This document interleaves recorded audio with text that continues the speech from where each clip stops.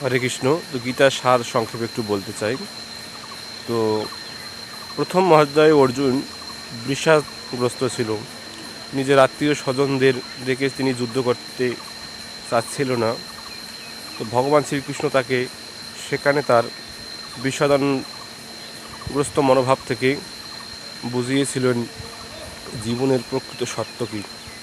দ্বিতীয় অধ্যায়ে তিনি জানতে পারেন যে দেহ কী, আত্মা কী, এবং তৃতীয় অধ্যায়ে তিনি কর্ম থেকে বন্ধনমুক্ত হয়ে যান কর্মযোগের মাধ্যমে, সেটা হচ্ছে নিষ্কাম কর্মের মাধ্যমে।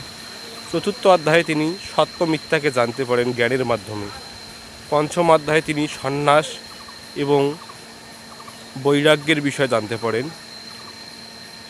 ষষ্ঠ অধ্যায়ে তিনি ধ্যানের মাধ্যমে ভগবানকে প্রাপ্তির সেই পথ অবলম্বন করেন। ওম নমো ভগবতে বাসুদেবায় নমঃ। হরে কৃষ্ণ।